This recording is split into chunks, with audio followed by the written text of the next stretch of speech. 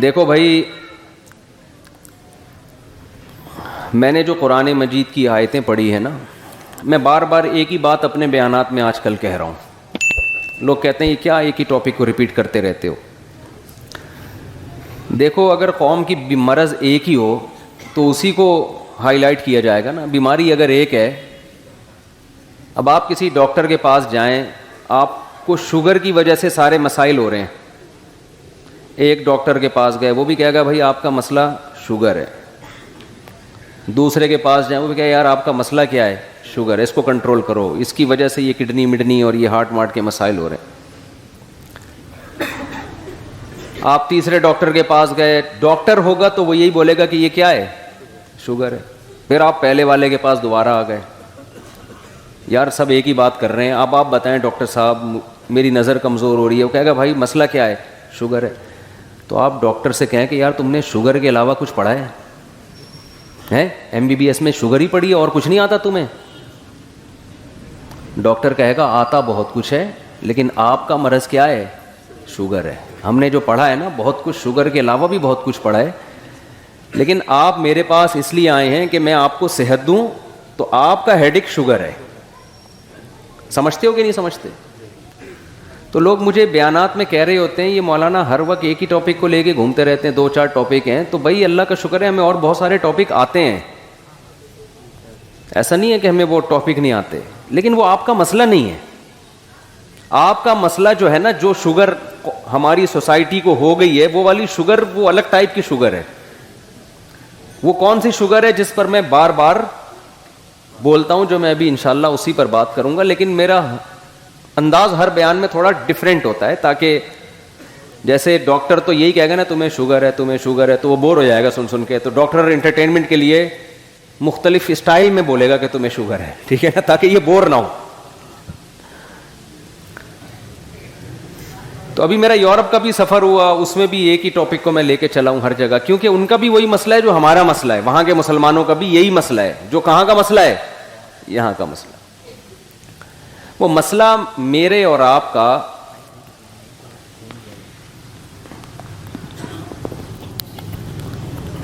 Mic کا یہی بڑا مسئلہ ہے. ہر مسجد میں یہ مسئلہ ہے. تو ہم سب کا مسئلہ بہت بڑا یہ ہے کہ ہم نہ ادھر کے ہیں نہ ادھر کے. ہمیں یہی سمجھ میں نہیں آ رہا کہ ہم انگریز کے بچے ہیں یا ہم مسلمان ہیں. ہم نے اپنا باپ انگریز کو بنانا ہے، یورپین کلچر کو بنانا ہے، امریکہ کو برطانیہ کو اپنا باپ بنانا ہے، یا ہمارے لیے ہمارے لیڈر محمد صلی اللہ علیہ وسلم اور قرآن ہے. یہ بات اب تک اس میں ہمیں کنفیوژن بہت ہے. اسلام کو ہم اتنا فالو کر رہے ہیں جتنا ہمیں کلچر اجازت دیتا ہے. سمجھ میں آ رہی ہے بات؟ وہ تو گورے کے ہاں بھی یہ کلچر ہوتا تو وہ بھی اتنا اسلام فالو کر لیتا. یعنی اسلام کو جو فالو کیا جا رہا ہے وہ اس لیے نہیں کہ کوئی کائنات کو بنانے والا ہے، اس نے ہمیں کچھ احکامات دیے، ہم مر کے پھر مٹی ہو کے ختم نہیں ہو جاتے، پھر ہمیں دوبارہ اس کے سامنے کھڑے ہو کر حساب و کتاب دینا ہے، جواب دینے ہیں. ڈے آف ججمنٹ ہے ایک، جس کا ایک ایک پل کا ہمیں حساب و کتاب دینا پڑے گا. یہ کانسیپٹ ختم ہوتا جا رہا ہے. تو بس ایک دماغ میں ایک بات بیٹھ گئی ہے کہ اسلام ایک اچھا مذہب ہے. دنیا میں بہت سارے مذاہب ہوتے ہیں، تو مسلمان کہتے ہیں اسلام تھوڑا دوسروں سے زیادہ اچھا ہے. اسلام تھوڑا دوسروں سے کیا ہے؟ زیادہ اچھا ہے. تو ٹھیک ہے، فالو کر لینا چاہیے، کوئی حرج نہیں ہے اس میں. ایکچولی بھی پھر کر رہے ہوتے ہیں، کندھے بھی ہلا رہے ہوتے ہیں، نو پرابلم. اگر کوئی چلتا ہے، کوئی نماز وماز پڑھ لیتا ہے، ٹھیک ہے، نو ایشو. اسٹائل بھی یہی ہوتا ہے ہمارے لبرل لوگوں کا نا. یہ وہ والے لبرل جو بہت ٹائٹ قسم کے لبرل ہوتے ہیں، جو ہر چیز کی اجازت دیتے ہیں آپ کو کہ اگر کوئی بندہ داڑھی رکھ لیتا ہے تو ٹھیک ہے نا یار، کیا ہے، نہیں رکھتا تو بھی اس کا پرسنل مسئلہ ہے. نماز پڑھ لیتا ہے اچھی بات ہے، نہیں پڑھتا چلتا ہے. ایک چیز پر ساری دنیا متفق ہے، کسی کا دل نہ دکھاؤ، کسی کا دل نہ دکھاؤ. یہ ساری دنیا میں کامن ہے کہ یہ تو سب مانتے ہیں بھائی دل جو کسی کا دکھائے گا وہ بہت ہی غلط آدمی ہے. دل کسی کا بھی نہ دکھاؤ. انسانیت، ہیومن رائٹس، ویمن رائٹس کی بات، کتوں کے رائٹس، بکری کے رائٹ، بلے کے رائٹس، کراچی میں جتنے کتوں کے حقوق کا تحفظ ہو رہا ہے، کاش اس کا 10واں حصہ انسانوں کے حقوق کا تحفظ ہو جاتا نا. کتا مارنا کراچی میں آسان ہے، مشکل ہے، بندہ مارنا آسان ہے. کتوں سے زیادہ کراچی میں جوان موتیں ہو رہی ہیں. ابھی این ڈی یونیورسٹی کا واقعہ آیا ہے سامنے، اور افسوس اس پر ہوتا ہے کہ لڑکے تماشا دیکھ رہے ہیں. ایک بندہ ڈاکوؤں سے لڑ رہا ہے تو اس نے ہمت کی ہے تو پوری قوم جائے نا پکڑ لے اس کو. قوم تماشا دیکھ رہی ہے. تو ہمارا بڑا مسئلہ میرے بھائی کیا ہے کہ اسلام کا ہم نے ابھی دل و جان سے اس کو قبول کیا نہیں ہے. یہی وجہ ہے کہ اسلامی احکام کو فالو کرنے میں پھر ہمیں مزہ نہیں آتا. جب تک آپ کسی چیز کو دل و جان سے ایکسپٹ ہی نہیں کرتے، ذہنی طور پر، دلی طور پر، تو آپ کو اس کو فالو کرنے میں لذت محسوس نہیں ہوگی. جیسے منافقین کے بارے میں قرآن نے کہا لا الہ الائی ولا الہ ہاؤلائی، نہ ادھر کے ہیں نہ ادھر کے ہیں. تو آدھے تیتر آدھے بٹیر لٹکے ہوئے ہیں. نہ ہمارے مرد فالو کر رہے ہیں نہ ہماری عورتیں فالو کر رہی ہیں. کتنا کر رہی ہیں یہ یاد رہے گا؟ سبق ہی بھول رہے ہو آپ لوگ. کتنا مرد اور عورتیں اسلام کو فالو کر رہے ہیں، کتنا کر رہے ہیں ذرا آپ بتائیں. ابے تیتر بٹرنی پہ میں نے سمجھایا نا، جتنا کلچر اجازت دے رہا ہے. ان کو سمجھ میں آئی یہ بات. یہ دماغ میں جملہ بٹھا لیں، اسلام کو اتنا فالو کیا جا رہا ہے جتنا کلچر اجازت. نہیں، کلچر میں جو چیز کلچر کا حصہ بن چکی ہے بس، اس سے زیادہ نہیں مسئلہ، اس سے زیادہ نہیں. تو دیکھو کچھ باتیں اللہ اس کے رسول نے بتائی ہیں، قرآن بتا رہا ہے وہ باتیں. وہ قرآن کے اہم ٹاپک ہیں، اہم موضوعات ہیں. ان کو سمجھ کے آپ کو اپنا کانسیپٹ کلیئر کرنا پڑے گا. میں زیادہ اس کو نہیں چھیڑوں گا، اس بات کو جلدی جلدی لے کے پھر میں آگے چلوں گا. آج میں عملی خرابیوں پہ کوشش کروں گا بیان زیادہ کروں. میں تنہائی میں بیٹھ کے بار بار یہ غور کیا کرو، ہم بنے ہیں یا بنائے گئے ہیں. دیکھو ہم اتفاق کی پیداوار نہیں ہے کہ ونس اپون اے ٹائم ایک وجود میں آ گئے تھے. یہ بکواس ہے، دنیا کا سب سے بڑا جھوٹ ہے. یہ نہیں ہو سکتا. ایک تصویر کاغذ پہ بنی ہوئی ہو انسان کی، کوئی سائنسدان یہ دعویٰ کرے کہ کروڑوں اربوں سال میں یہ آٹومیٹیکلی پینٹنگ وجود میں آ گئی ہے، آپ مان لو گے؟ آپ کہو گے یار یہ ممکن نہیں ہے. کوئی یہ دعویٰ کرے کہ نہیں یہ آئنسٹائن نے کہا تھا، آپ کہو گے پھینک کے گیا وہ، چاہے آئنسٹائن کہے یا اس کا باپ کہے. کروڑوں سال میں بھی بے جان تصویر بھی پینٹنگ کے ذریعے آٹومیٹیکلی وجود میں نہیں آ سکتی.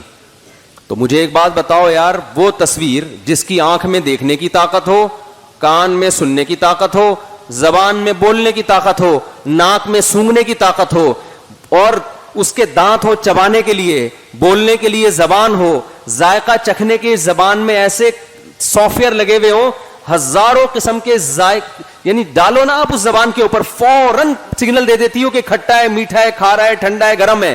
اتنی ساری چیزیں، اور اس زبان کو آپ کے لنگس میں ایسے ایڈجسٹ کیا ہو کہ آپ بولتے چلے جا رہے ہیں، چباتے چلے جا رہے ہیں، لیکن وہ دانتوں کے نیچے دبتی نہیں ہے. اتنی اسپیڈ سے بول رہے ہیں لیکن ایسے ہی اس کی ایڈجسٹمنٹ کی گئی ہے. تو میرے بھائی ایک ایک چیز ورنیل کیلیپر جو ہے نا وہ تو بعد میں ایجاد ہوا تھا.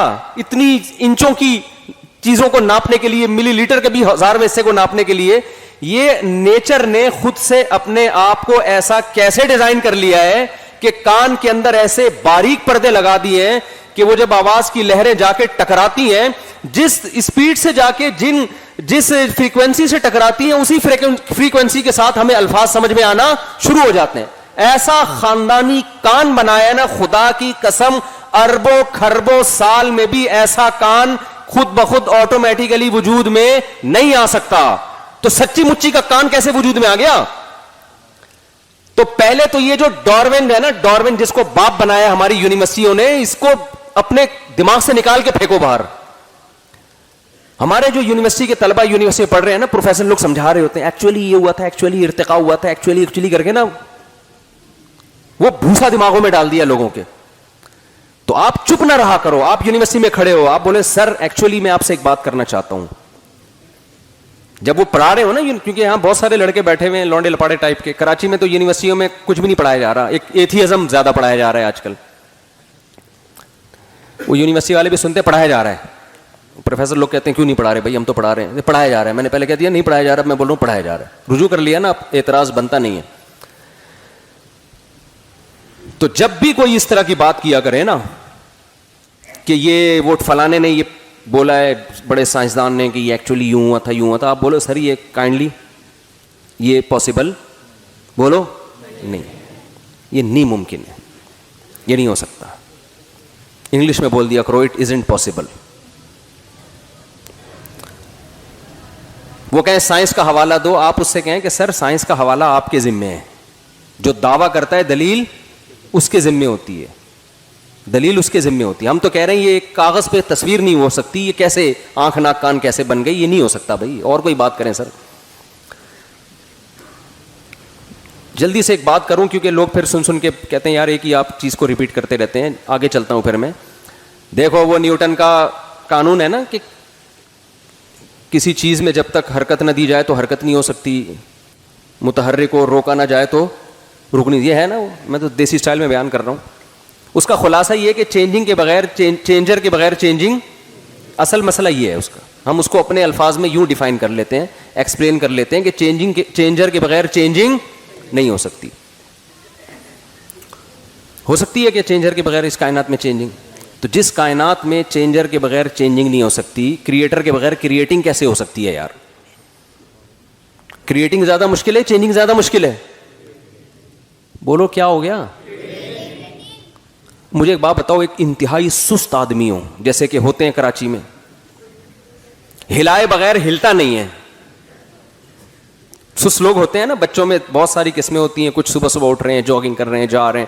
کچھ پوستی قسم کے بچے ہوتے ہیں. یار یہ کراچی کے الفاظ کراچی میں ہی سمجھ میں آتے ہیں, باہر جا کے بولو ان کو سمجھ, وہ پتہ نہیں مجھ سے کیا کہہ رہے ہیں یار. کچھ پوستی قسم کے ہوتے ہیں, پڑے ہوئے ہیں, ہلتے نہیں ہیں. آئنسٹائن نے کہا تھا ہلائے بغیر بولو نا, ہلیں گے نہیں. آپ اس آئنسٹائن سے پوچھو جو کم بخت ہلائے بغیر ہلتا نہ ہو, وہ آٹومیٹیکلی خود سے پیدا کیسے ہو گیا؟ یہ ممکن نہیں ہے, یہ ممکن نہیں ہے. تو ہم مانتے ہیں کسی خدا نے ہمیں بنایا ہے, اس پوری کائنات کو بنایا ہے. تو اللہ یہ کہتا ہے, خدا یہ کہتا ہے, ہم تو اسی خدا کو مانیں گے نا جو قرآن, کیونکہ اس کے علاوہ تو کوئی اور خدا کا ہم سے رابطہ ہی نہیں ہے. یہاں بھی لوگ اعتراض اکثر کرتے ہیں کہ بھئی ہم مسلمانوں کے اللہ کو کیوں مانیں, کوئی کریٹر ہے تو ہے نا, یہ والا کیوں ہے جس کو مسلمان اللہ کہتے ہیں. تو بھئی ہمارے پاس اس کے علاوہ کوئی آپشن نہیں ہے, کوئی اور خدا ہم سے بات چیت ہی نہیں کرتا, نہ ہمیں حکام دے رہا ہے, نہ کتابیں نازل کر رہا ہے, نہ پیغمبروں کو بھیج رہا ہے. ہم تو اسی کو مانیں گے جو اویلیبل ہے. اگر کوئی اور ہے تو وہ مارکیٹ میں لاؤ یار, ٹھیک ہے نا, انٹروڈکشن کرواؤ. کوئی ہے ہی نہیں اس کے علاوہ جس کا بندوں سے رابطہ ہو. تو ایسے مبہم خدا کو مان کے کیا کرنا ہے جس کا مخلوق سے سرے سے کوئی رشتہ ہے, وہ پیدا کر کے اس نے چھوڑ دیا ہے. تو جو لبرل لوگوں کا خدا ہے نا, اس کا انسانوں سے کوئی رشتہ نہیں ہے. وہ یہ بتانے کے لیے بھی تیار نہیں ہے کہ میں نے انسانوں کو پیدا کیوں کیا, جب وہ لفٹ ہی نہیں کرا رہا ہمیں, تو ہم اس کو لفٹ کیوں کرائیں؟ نہیں آ رہی بات میرا خیال ہے سمجھ میں. وہ رشتوں کی مثالوں سے نا بات سمجھ میں آتی ہے. رشتوں کی مثال ہر جگہ فٹ ہوتی ہے. اکثر آپ نے دیکھا ہوگا بچی کا رشتہ آیا, آپ نے کر دی, پھر بعد میں بہت سے لوگ نکل کے آتے ہیں, ابے یار ہمیں کیوں نہیں بتایا, ہم سے کر دیتے. آپ کہیں گے بھائی تم لوگوں نے بھیجا ہی نہیں پیغام. یہی ہوتا ہے نا بھائی, تم لوگوں نے, بھائی جو رشتے اویلیبل تھے ان میں, تو پھر وہی شعر ہوتا ہے. پھر ہم کہتے ہیں اب یہ شعر پڑھا کرو, دل کے ارماں آنسوؤں میں بہہ گئے, ان کے بچے ہم کو ماموں کہہ گئے. یہی ہوتا ہے نا.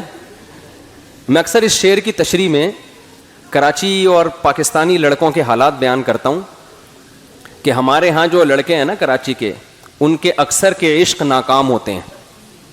اکثر کے عشق کیا ہوتے ہیں؟ وجہ اس کی ہے کہ قابلیت ہوتی نہیں ہے, دکان پکوڑوں کی ہوتی ہے, باتیں کروڑوں کی. شادیوں والے بیانات انہوں نے ہمارے سن لیے ہوتے ہیں, پیغامات بھیج رہے ہوتے ہیں, قابلیت ان میں یونیورسٹیوں میں نہ پڑھائی میں دلچسپی لے رہے ہیں, گٹکوں پہ سیٹ کیا ہوا ہے اپنے آپ کو, ٹھیک ہے نا. ساری رات گٹر کے ڈھکنوں پہ بیٹھے ہوئے ہیں, پان گٹکے کی محفلیں چل رہی ہیں, تو ظاہر ہے پھر رشتے کا انکار ہی ہونا ہے نا.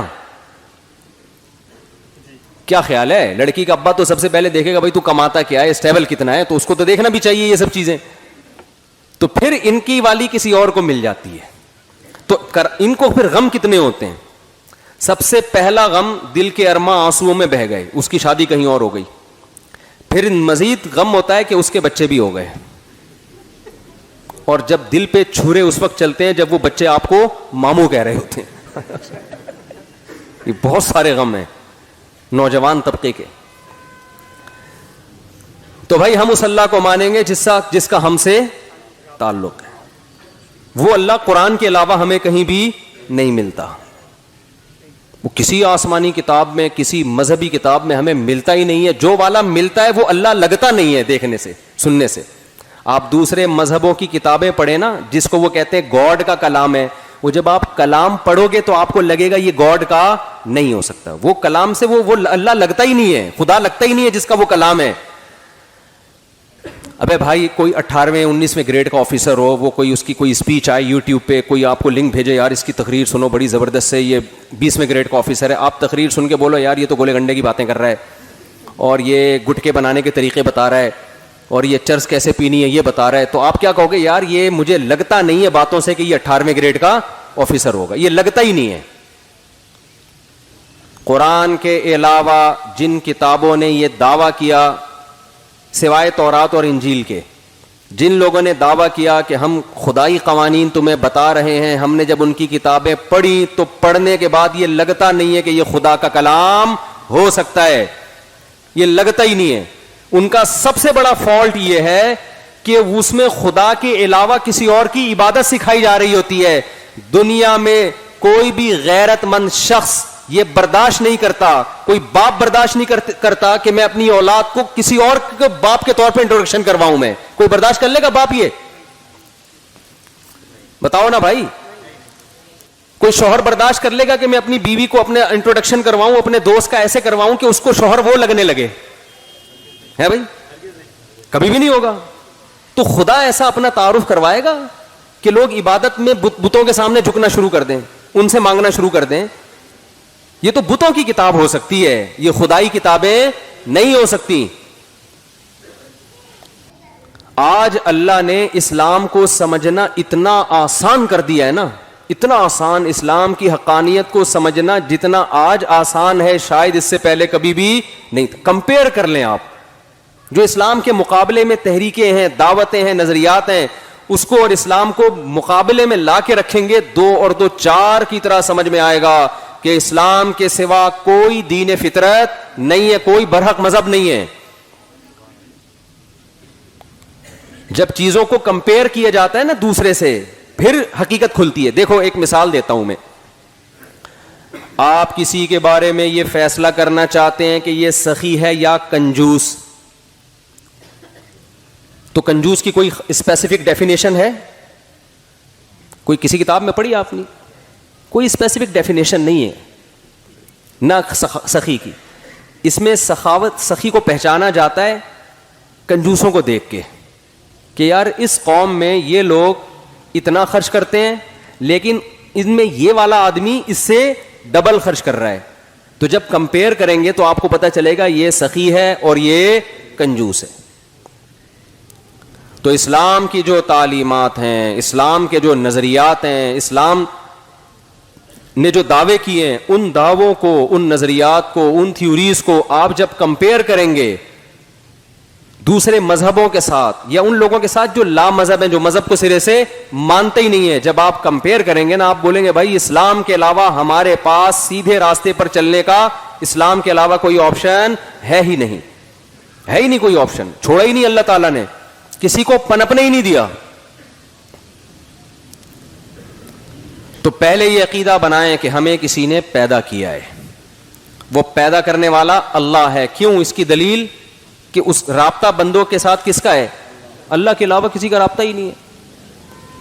ہم اس اللہ کو مانتے ہیں جس نے آدم علیہ السلام کو بھیجا, جس نے ابراہیم علیہ السلام کو بھیجا, جس نے موسیٰ علیہ السلام کو بھیجا, جس نے پوری سورہ یوسف نازل کر دی, اور یوسف علیہ السلام کے واقعات سنائے, جس نے شعیب علیہ السلام کے واقعات سنائے, جس نے صالح علیہ السلام کے, ہود علیہ السلام کے, لوط علیہ السلام کے, اسحاق علیہ السلام کے, پورے کہ میں نے اپنے نمائندے دنیا میں بھیجے ہیں اپنے بندوں کو اپنا پیغام پہنچانے کے لیے. ایک نمائندہ نہیں, ہزاروں لاکھوں نمائندے اس نے بھیجے, جن کی ہسٹریاں, جن کی تاریخیں آج محفوظ ہیں.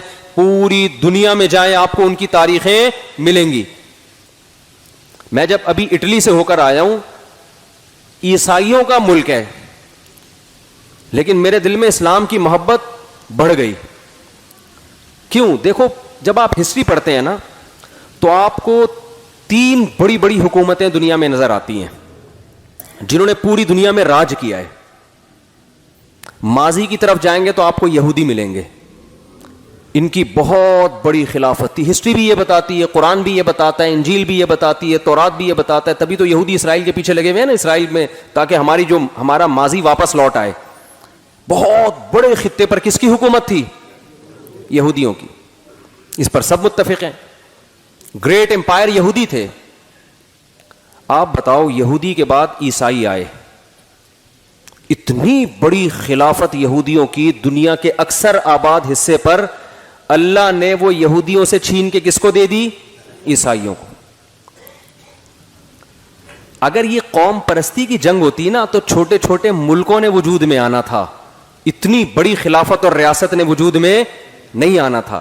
اس کا مطلب کیا کہ یہودیوں کی جو اتنی بڑی حکومت دنیا میں قائم ہوئی, قومیت کے نعرے پہ نہیں ہوئی, ایک نظریے کے نعرے پہ ہوئی. اس نظریے میں اتنی اٹریکشن تھی کہ لاکھوں لوگوں نے اس نظریے کے پیچھے قربانی دی اور قوم پرستی کو چھوڑا, اور اس کلمے اور اس نظریے کے پیچھے پوری دنیا میں اللہ نے ان کی حکومت کو قائم کیا. یہ آسانی سے ممکن نہیں ہے. یہ جب تک کوئی مضبوط تھیوری نظریہ پیچھے نہیں ہوتا, لوگوں کے لیے جان دینا ممکن نہیں ہوتا. قومیت کا نعرہ تو ہٹلر نے لگایا تھا نا, چند ملکوں پہ قبضہ کر کے رشیا میں گیا تو پٹ پٹا کے واپس آ گیا وہاں سے. سمجھ میں آ رہی ہے نا بات؟ اس نے قومیت کا نعرہ لگایا تھا. تو قومیت کے نعرے چلتے نہیں ہیں کیونکہ قومیں مختلف ہوتی ہیں, وہ اس نعرے پہ تھوڑی جمع ہوں گی.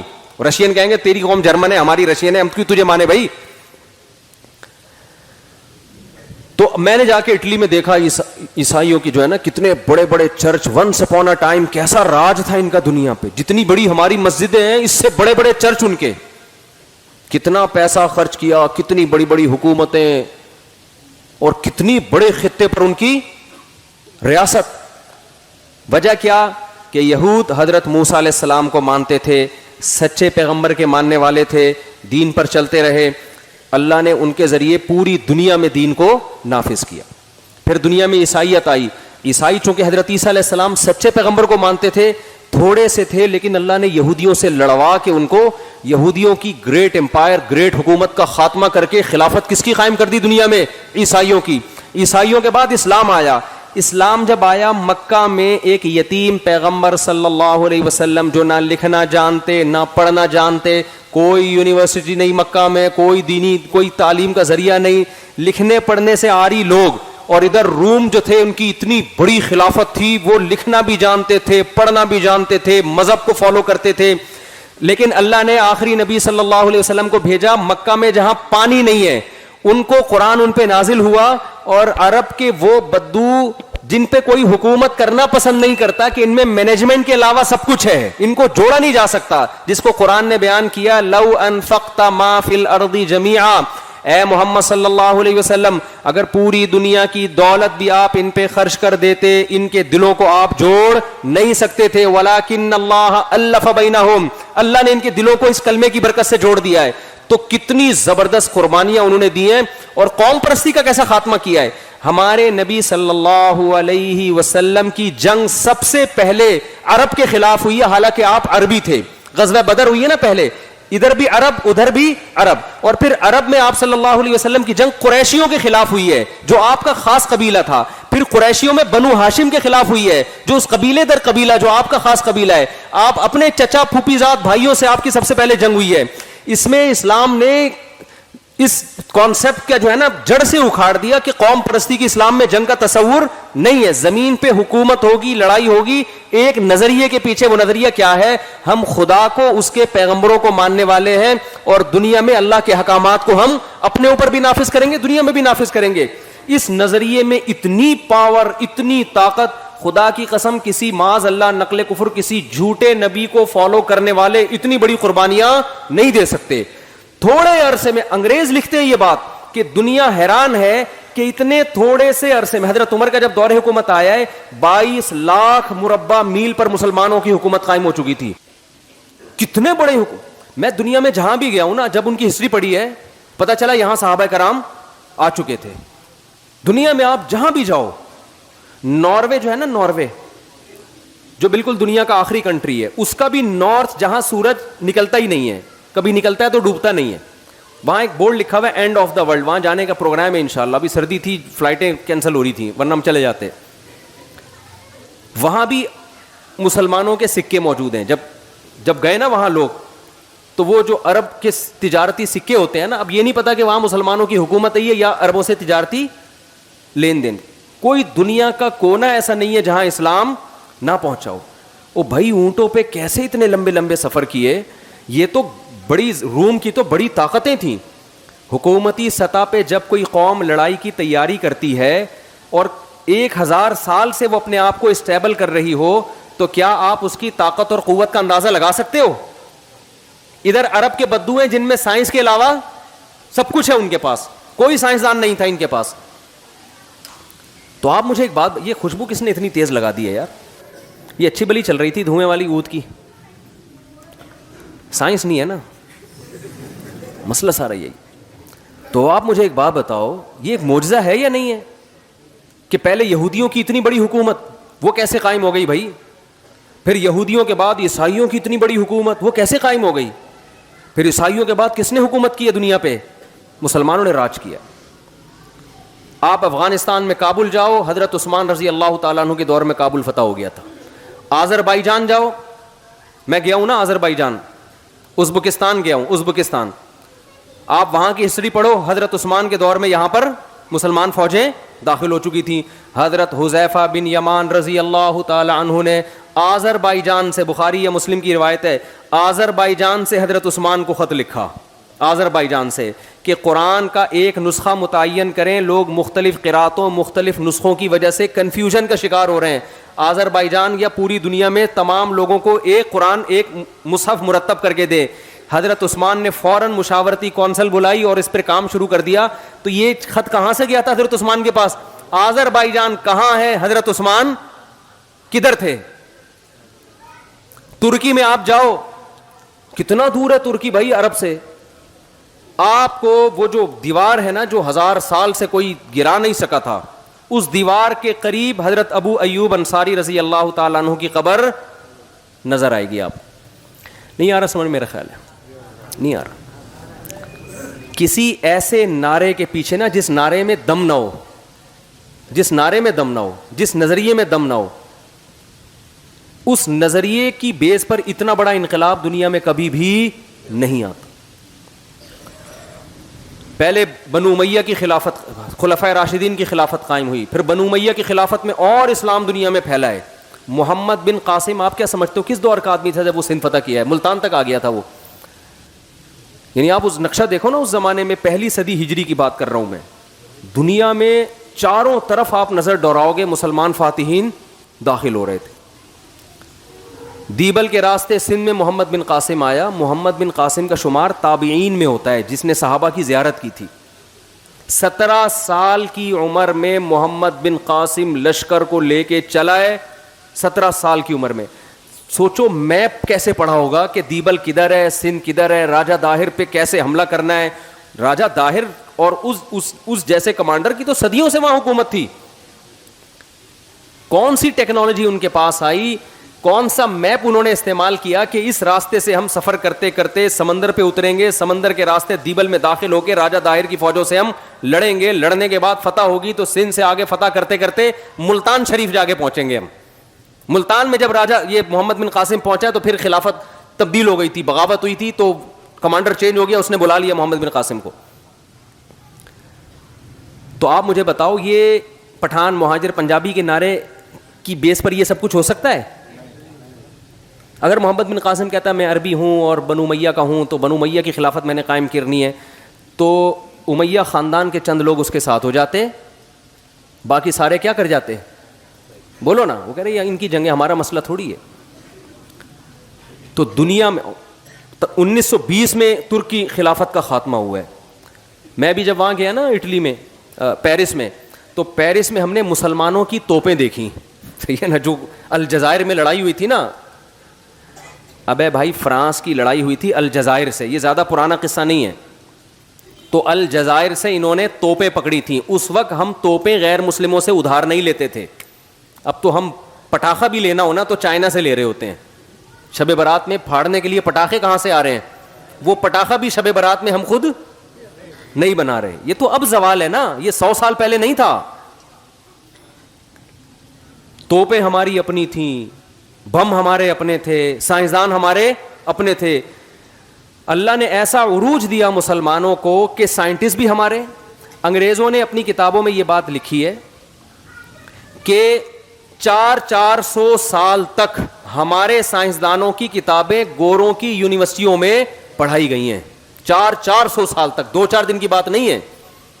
ہماری یونیورسٹیوں میں گورے پڑھنے کے لیے آیا کرتے تھے, ہماری یونیورسٹی میں پڑھنے کے لیے آیا کرتے تھے. سلطان محمد فاتح نے جب استنبول فتح کیا نا, قسطنطینیہ جو استنبول ہے ترکی کا, کیونکہ یہاں یہ دو حکومتیں تھیں نا عیسائیوں کی, 2 فرقوں میں, بڑے فرقے 2 تھے, آرتھوڈاکس اور کیتھولک. تو کیتھولک کی جو خلافت تھی وہ اٹلی میں تھی, اور یہ جو تھے آرتھوڈاکس جو تھے ان کی خلافت تھی یہاں ترکی میں. تو دونوں ان کے گریٹ امپائر سمجھے جاتے تھے. یہ نبی صلی اللہ علیہ وسلم نے فرمایا, کتنا بڑا ویژن نبی صلی اللہ علیہ وسلم کا. مکہ میں پیدا ہوئے ہیں جہاں کھانے پینے کا انتظام نہیں ہے. غربت کا یہ عالم ہے کہ عرب اپنے بچوں کو غربت کے خوف سے قتل کر دیا کرتے تھے کہ کھلائیں گے کہاں سے ہم ان کو. لکھنے پڑھنے کا رواج آپ کو بولنا پڑے گا نہیں ہے, نہ لکھنا جانتے نہ پڑھنا جانتے. تجارتیں بھی باہر سے ہو رہی ہیں تو کھانے کو ملتا تھا, شام بام سفر کرنے جاتے تھے تو کچھ آ جاتا تھا گھر میں راشن. فاقوں والی زندگی. او مسکینا ذا متربہ, قرآن جن غریبوں کا ذکر کرتا ہے نا مکہ کے, جن کو کھلانے کی ترغیب دے رہا ہے. میں جب یہ آیتیں پڑھتا ہوں ہم کہتے ہیں اس قسم کے غریب آج کل مارکیٹ میں کیا ہیں, شارٹ ہے. اللہ کہتے ہیں اس مسکین کو کھلاؤ, ذا متربہ, جس کو بھوک نے اس کے پیٹ کو مٹی سے ملا دیا ہو. آج کوئی فقیر مانگنے کے لیے آتا ہے, توند نکلی ہوئی ہوتی ہے اس کی,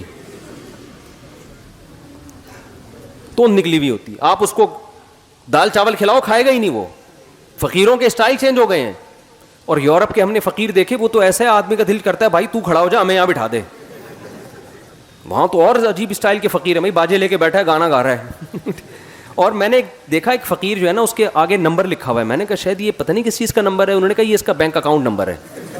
بھیک اکاؤنٹ میں ڈالیں بھائی آپ. ہم نے کہا یار ان کا اسٹائل ہی چینج ہے. وہ غریب آدمی آیا نا, ایک کسی نے کہا کہ یار وہ کل آنا. اس نے کہا ایک 5 روپے دے دو. اس نے کہا کل آنا. اس نے کہا اس کل کے چکر میں نا اس علاقے میں لاکھوں روپے میرا پھنسا ہوا ہے. یہاں پہ کل کے چکر میں اس علاقے میں میرا لاکھوں روپے پھنسا ہوا ہے. مس کالیں بھی چل رہی ہیں. غریب آیا, کہنے لگا کہ خاتون سے کچھ کھانا وانا ہے. اس نے کبھی تیار نہیں ہوا. کہہ رہا ٹھیک ہے جب تیار ہو جائے مس کال دے دیے گا. تو یہ غریبوں کے اسٹائل چل رہے ہیں. عرب کے غریب واقعی غریب تھے. آج بھی ایسے غریب بھی ہیں, میں یہ نہیں کہہ رہا, لیکن میجورٹی جو ہمیں نظر آ رہی ہے نا وہ اس ٹائپ کے نہیں ہیں. وہ گھننے بنے ہوئے ہوتے ہیں. تو اتنی غربت, جب اتنی غربت ہوتی ہے تو انسان کے بڑے بڑے ویژن ہو سکتے ہیں. بولو نا, کوئی بڑا سوچتا ہے. وہ غریب آدمی کیا سوچے گا, یار میرا پیٹ بھر جائے, مجھے کہیں سے. بہت ہی غربت ہوگی تو چپل چرانے کی سوچے گا, یار بس مسجد کے چپل چراؤں, کوئی انتظام ہو جائے میرے لیے. اتنی غربت والے ماحول میں محمد صلی اللہ علیہ وسلم پیدا ہو رہے ہیں.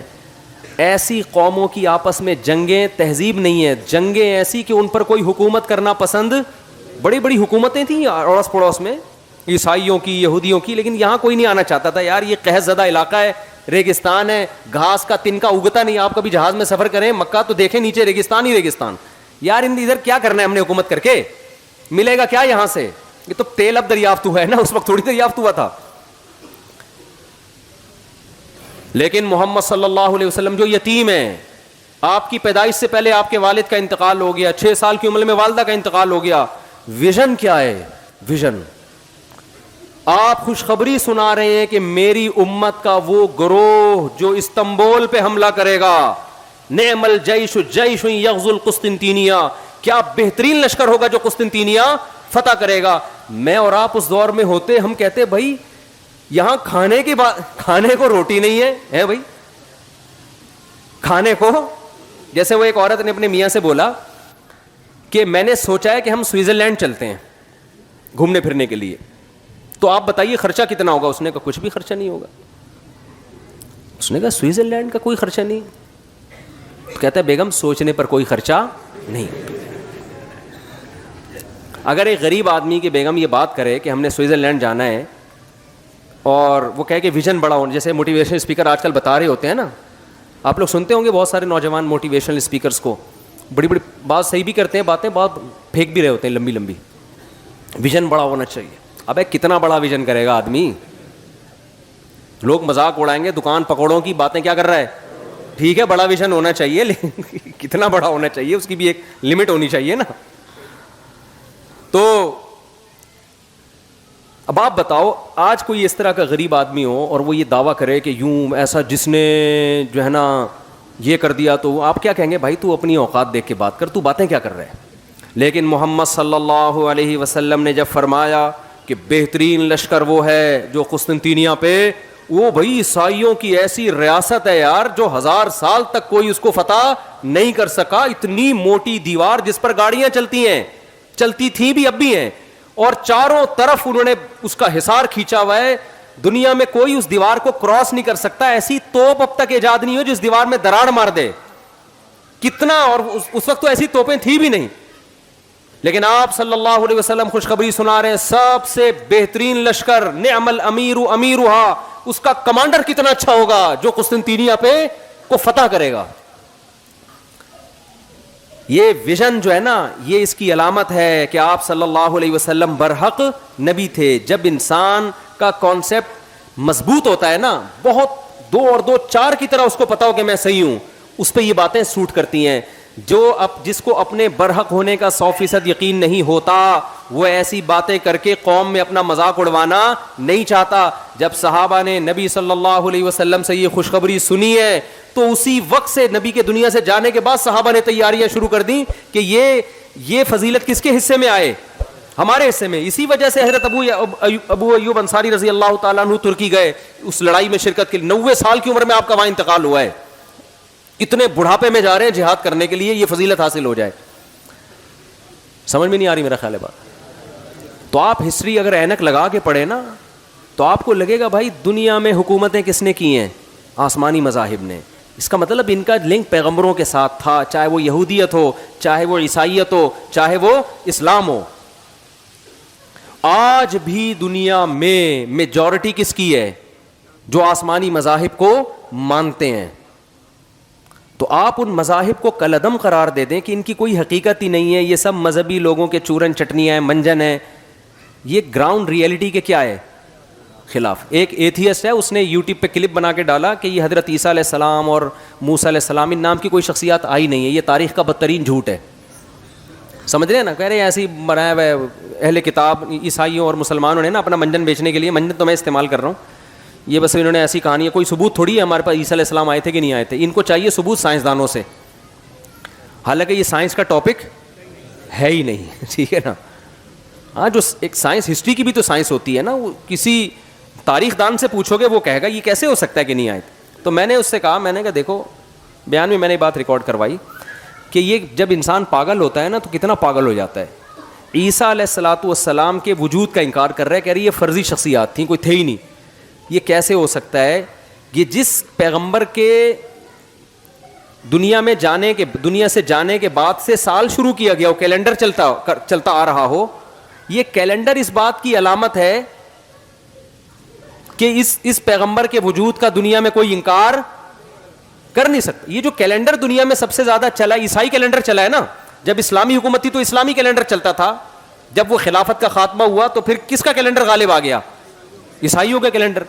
تو ہم جب کہتے ہیں 2022, اس کی ابتدا کہاں سے ہو رہی ہے؟ حضرت عیسائی کہتے ہیں وفات سے, ہم کہتے ہیں آسمانوں پہ اٹھائے جانے سے. وہ کیلکولیشن میں غلطی ہوئی ہو نہیں ہوئی ایک الگ ٹاپک ہے, لیکن جس پیغمبر کے اتنی بڑا تاریخی واقعہ ہے, بھائی تھوڑا سا بچوں کو چپ کرا لے تھوڑا سا. تو جس پیغمبر سے ایک منسلک ہے ایک چیز, اسی پیغمبر کے وجود کا انکار کر رہے ہیں. تو پیغمبر دنیا میں آئے تھے جنہوں نے موٹیویٹ کیا, اور پھر اس پیغمبر پر ایمان کیسے لے آئے اتنے سارے لوگ, ان کے لیے گردنیں کٹانے کے لیے تیار کیسے ہو گئے. کسی جھوٹے شخص کے لیے, اتنے جھوٹے شخص کے گرد اتنی بڑی انسانیت کبھی بھی جمع نہیں ہو سکتی, کبھی بھی جمع نہیں, اور اتنی قربانی نہیں دے سکتی. اس سے صاف پتہ چلتا ہے اللہ نے عیسیٰ ابن مریم کے بارے میں قرآن میں جو دعوے کیے ہیں کہ ہم نے ان کو جو معجزے دیے تھے, مردوں کو زندہ کر دینا اور کوڑ کے مریضوں کو ہاتھ لگا کے شفا مل جانا, یہ سارے معجزے لوگوں نے دیکھے تھے جس کی وجہ سے لوگ ان پر ایمان لے کر آئے. تو یہ برحق ہونے کی علامت ہے. میں جلدی سے بات کو ٹاپک کی طرف لے کر آتا ہوں, تمہید میری اکثر بیانات میں لمبی ہو جاتی ہے. تو میں آپ سے عرض کر رہا تھا, دیکھو بھائی, آپ تاریخ بھی پڑھو گے آپ کو اسلام کی حقانیت نظر آئے گی. ہمارے جو دینی کتابیں ہیں نا, جو اسلامی لاء جو خلافت عثمانیہ میں چلتا تھا, آپ حیران ہو گے, اس میں بعض کتابیں عیسائیوں نے لکھی ہیں. ایک دن کیا ہوا, ہم نے ایک عربی میں کتاب دیکھی جو اسلامی فقہ ہے نا, تو کتاب پہ رائٹر کا نام لکھا ہوا ہے کوئی کرسچن. ابے میں نے کہا یہ تو اسلامی فقہ ہے, قرآن و حدیث سے جو مسائل اخذ کیے گئے ہیں, اس کا رائٹر غیر مسلم کیسے ہے. پتہ یہ چلا کہ اسلامی خلافتیں تھیں نا, تو قانون کی تو ضرورت تھی, تو غیر مسلم وکلا بھی, وکیل غیر مسلم بھی ہوتے تھے. جیسے آج ہم انگریزی قانون کی کتابیں لکھتے بھی ہیں, پڑھتے بھی ہیں, حالانکہ ہم تو مسلم ہیں نا, لیکن باپ ہمارا کون بنا ہوا ہے, گورا باپ بنا ہوا ہے, تو اس قانون کو پڑھا بھی جا رہا ہے, لکھا بھی جا رہا ہے.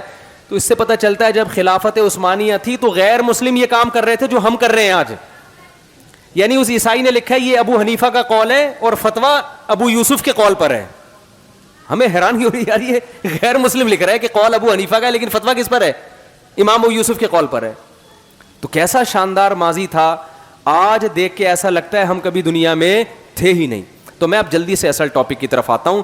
مجھے ایک بات بتاؤ, خواتین سے گزارش ہے کہ بچوں کو چپ کرا لیں. ویسے بچوں کے شور سے ہمیں ٹینشن نہیں ہوتی, لیکن کوشش چپ کرانے کی کرانی چاہیے, پھر بھی ہوتے نہیں ہیں بچے چپ, برداشت کرنا پڑتا ہے.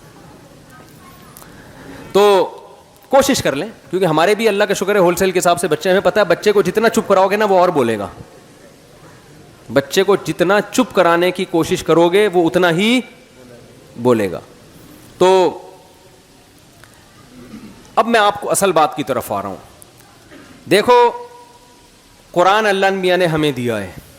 میں آپ سے ایک بات کہتا ہوں, یا تو قرآن کو فالو کر لو یا گورے کو فالو کر لو. گورے کو اس لیے کہہ رہا ہوں کہ گورا کسی آسمانی مذہب کو, آج کا جو گورا ہے وہ کسی آسمانی مذہب کو نہیں مانتا. وہ کہتا ہے کہ ہماری گورنمنٹ ہمیں بتائے گی کہ صحیح کیا ہے اور غلط کیا ہے. گورنمنٹ میں اگر ایک چیز لیگل ہے اس کا مطلب وہ ٹھیک ہے, گورنمنٹ میں اگر انلیگل ہے تو اس کا مطلب کیا ہے, وہ غلط. تو یہی کانسیپٹ ہماری سوسائٹی میں آ گیا ہے. لوگ کسی حد تک گورنمنٹ کو تو لفٹ کرا دیتے ہیں. تو دیکھو گورنمنٹ, میں نہیں کہہ رہا آپ گورنمنٹ کے قانون کے خلاف چلیں, لیکن گورنمنٹ سے اوپر کون ہے, اللہ ہے. وہ کہہ رہے یہ کائنات میری ہے, یہ زمین میری ہے, تمہیں رزق میں دیتا ہوں, گورنمنٹ نہیں دیتی تمہیں.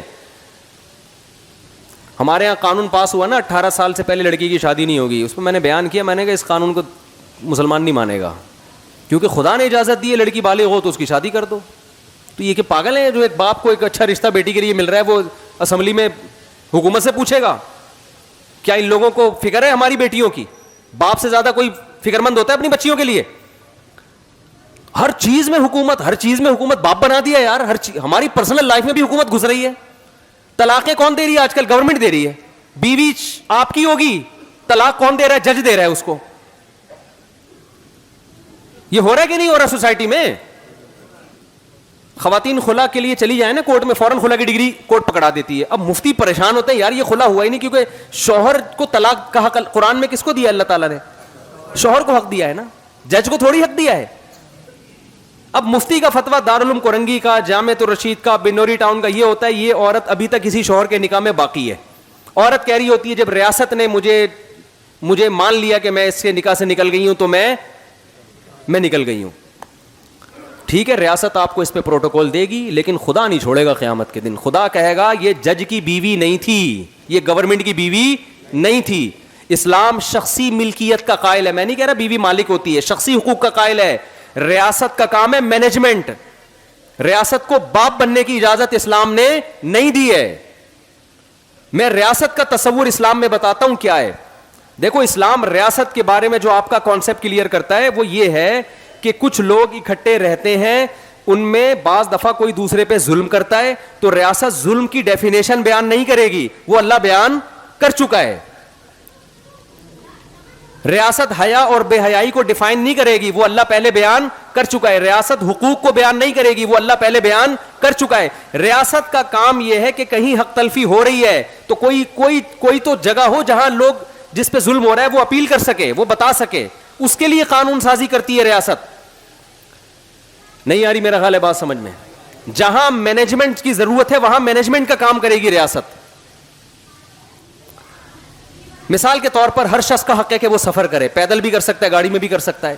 اب سارے گاڑیاں لے کے روڈ پہ آ جائیں تو ٹکرائیں گے نا آپس میں, تو کوئی ایک تو ایسی طاقت ہو جو ان کو آپس میں کیا کرے, مینج کرے. تو وہ طاقت یہ کرے گی جگہ جگہ کھمبوں پہ بتیاں لگا دے گی کہ جب لال بتی جلی ہوئی ہوگی تو اس نے رکنا ہے, گرین بتی پہ تم نے کیا کرنا ہے, چلنا ہے.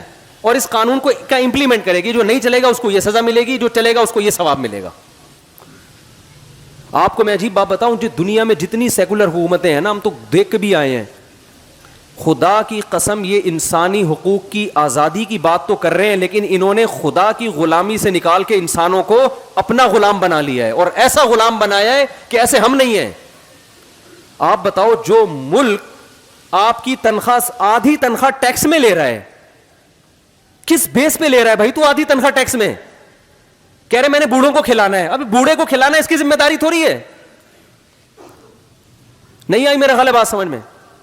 مثال کے طور پر میں 1 لاکھ روپے کما رہا ہوں, گورنمنٹ 50,000 لے کے فلاں بوڑھے پہ خرچ کر دیتی ہے. یہ اس بوڑھے کے ساتھ تو احسان ہو رہا ہے, میری حق تلفی ہو رہی ہے کہ نہیں ہو رہی؟ لیکن ایسے خوشنما نعرے لیبل لگائے ہوئے کہہ رہے ہیں بوڑھوں کا بہت خیال ہے اس کنٹری میں. ابے اپنے جیب سے تھوڑی خیال کر رہی ہے. وہ معین اختر کا پروگرام جب سے سنا ابے تبے آ گیا زبان پہ, وہ ابے تبے سے بات کر رہے ہیں نا, وہ انور مخصوص سے. ہم کراچی میں کیا کریں, وہ لوگ مجھے کہہ رہے ہوتے ہیں کمنٹ میں, صاحب آپ ابے تبے سے ممبر پہ بیٹھ کے بات نہ کیا کریں, آپ کو لوگ مفتی کہتے ہیں, آپ مفتی ہیں, ڈگری ہے آپ کے پاس مفتی کی, آپ پہ یہ زبان سوٹ نہیں کرتی. میں کہوں سوٹ گیا تیل لینے, ہمیں ہماری ذمہ داری ہے بات کو سمجھانا. کراچی کی عوام ابے تبے کے بغیر بات کو نہیں سمجھتی ہے. ایسی ڈگری کا میں نے کیا کرنا ہے کہ میں لیکچر جھاڑ کے چلا جاؤں اور آپ کی کھوپڑی میں بات نہ آئے. باپ کتنا ہی پڑھا لکھا ہو, جب بچے کو سمجھائے گا, باپ ہے 22ویں گریڈ کا آفیسر, بچے کو سمجھا رہا ہے ایکچولی پڑھنا چاہیے, ایکچولی دیکھو یوں اٹھنا چاہیے, ایکچولی بچہ پھر بھی گٹکے کھا رہا ہے. تو ایک دن باپ کیا بولا, ابے تو انسان کا بچہ ہے گدھے کا بچہ ہے. اب بچہ کیا کہے گا, دیکھیے ڈیڈی یہ آپ کے منصب کے خلاف ہے, دیکھیے آپ 22ویں گریڈ کے ہیں, ایکچولی آپ 20ویں گریڈ کے ہیں, آپ پہ یہ سوٹ نہیں کرتا. وہ کہے گا تو میری اولاد ہے, تجھے انسان کا بچہ بنانا میری ذمہ داری. تو میں نالج شیئر کرنے کے لیے آپ کے پاس نہیں آتا. نالج آپ کو کتابوں میں بھی مل جائے گی, یوٹیوب پہ بھی مل جائے گی. ہم تو موٹیویشن کے لیے آتے ہیں, چلانا ہے, ہم نے چلانا ہے, صحیح ہے نا. تو چلانے کے لیے ابے تبے کے بغیر آج ہم نہیں سمجھے تھے تو آپ کہاں سے سمجھیں گے؟ ہمارے ابا نے بھی تو ہمیں انٹروں سے مارا ہے, ڈنڈوں سے مارا ہے, تب تھوڑا بہت سمجھ میں آیا ہمیں. مجھے یاد ہے یہ تو ہم کیا کرتے تھے, ابا ہمیں محبت سے سمجھاتے تھے کہ دیکھو بیٹا اسکول جاؤ, پڑھو, یہ کرو, ٹائم ویسٹ نہ کرو. مجھے یاد ہے ہمارے گلی محلے کے لونڈے لپاڑے آتے تھے نا, وہ ٹائر نہیں ہوتا سائیکل کا, اب تو ویڈیو گیم آ گئے, بچوں نے ایکٹیویٹیز ہی چھوڑ دی ہیں. وہ سائیکل کا ٹائر لے کے ایک راڈ لی, اس کو آگے سے کرو کیا, وہ ٹائر یوں یوں لے کے چلا رہے ہیں پوری گلی میں. وہ اس کا مزہ ہی الگ تھا یار. جب کتاب کھول کے بیٹھتے تو فزکس, کیمسٹری, میتھ وہ اتنا مشکل لگ رہا ہوتا تھا, جب باہر نکلو تو ٹائر لے کے, اس میں مزہ ہی الگ ہے یار. اس کا مارم پیٹی کھیلتے تھے, اس کا اپنا مزہ آ رہا ہے, بھاگم دوڑی اور یہ پتہ نہیں کیا کیا کھیل. میں یہ کہہ رہا تھا کہ دیکھو وہ تو ابھی تو ہے, لیکن یہ آدھی تنخواہیں ٹیکس میں لے کے آپ بوڑھے کو کھلا رہے ہو. ٹھیک ہے بوڑھے کو کھلانا اچھا ہے, اس کمبخت کو بولو نا یہ خود کھلائے اپنے باپ کو. نہیں آ رہی میرا خیال ہے بات سمجھ میں؟ تاکہ باپ اور بیٹے کے درمیان ریلیشن قائم ہو نا. قانون اسلام نے یہ نہیں کہا کہ آپ آدھی تنخواہ ٹیکس میں لے کے اولڈ ہاؤس بنا کے بوڑھوں کو کھلائیں. اسلام اس کے برعکس ہے. اسلام کہتا ہے وَلَا تَقُلْ لَهُمَا أُفٍّ, جس بوڑھے کا بچہ ہے نا اس بچے کی ذمہ داری ہے بوڑھے باپ کو سنبھالنا ہے, ریاست کی ذمہ داری نہیں ہے, اولاد کی ذمہ داری ہے. ریاست کا کام یہ ہے کہ جو اولاد اپنے باپ کے ساتھ اچھا سلوک نہیں کر رہی, ریاست ٹریس کر کے اس کو سزا دے گی. ریاست اگر پھر بھی وہ نہیں مانتا, ریاست اس کی سیلری میں سے کاٹ کے پھر ابا کو کھلانا شروع کر دے گی, تاکہ پتا چلے کہ اس کی تنخواہ اس کے باپ کی جیب میں جا رہی ہے. نہیں آ رہی میرا حال بات سمجھ میں؟ آپ جب گورے کو دیکھا کریں نا تو ہمارے چشمے کے ساتھ دیکھا کریں, پھر آپ کو پتا چلے گا. آپ دیکھتے ہیں اپنے اینک کے ساتھ, اس بھی سمجھ میں نہیں آتا, وہ ساری کہانی الٹی ہوتی ہے. مینجمنٹ کا فائدہ اٹھایا جا رہا ہے.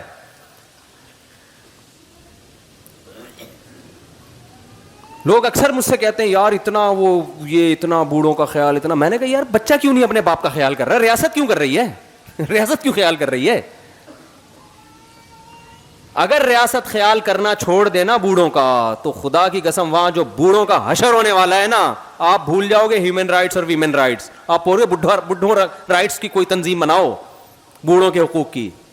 اسٹیٹ خیال کر رہی ہے, اسٹیٹ زبردستی آدھی تنخواہیں ٹیکس میں کاٹ رہی ہے. اسٹیٹ فیصلہ کر رہی ہے کہ ان کی ڈیورس ہوئی ہے کہ نہیں ہوئی ہے, کس نے شادی کرنی ہے, کب کرنی ہے, طلاق کیسے دینی ہے, دینی بھی ہے کہ نہیں دینی, دینے کے بعد آدھی جائیداد دینی ہے کہ اس سے آدھی جائیداد لینی ہے. یہ سارے فیصلے کون کر رہا ہے؟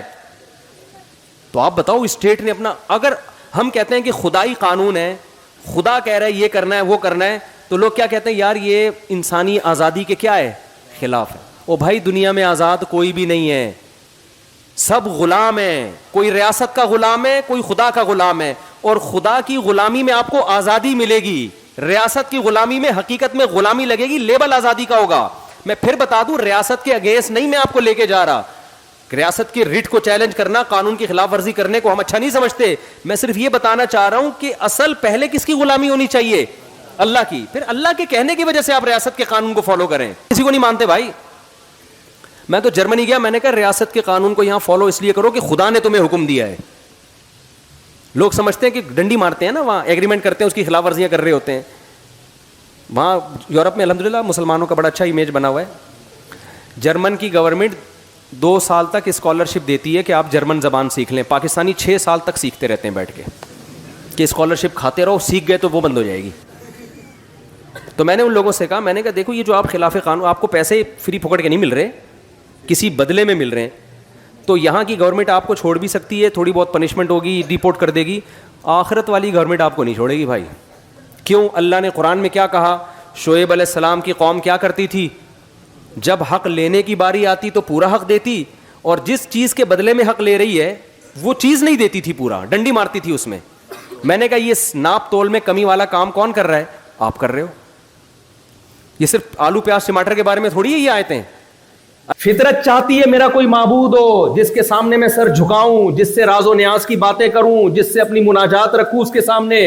ٹینشن ہو تو سمجھوں اس نے دی ہے اور یہی ہٹا سکتا ہے.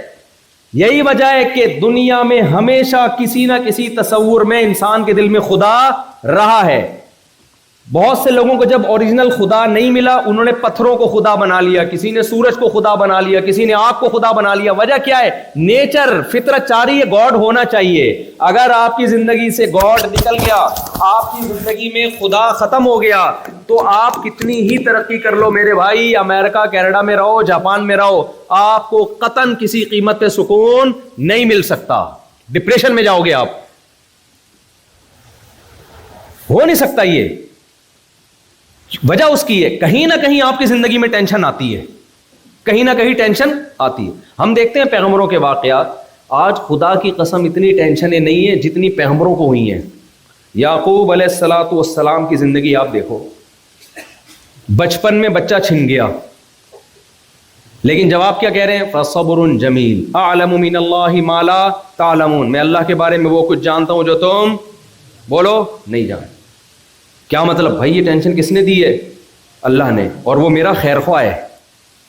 اتنی بڑی ٹینشن میں یعقوب علیہ السلام کو نہ خودکشی کا خیال آیا, نہ کوئی ڈپریشن کی گولیاں کھانی پڑی.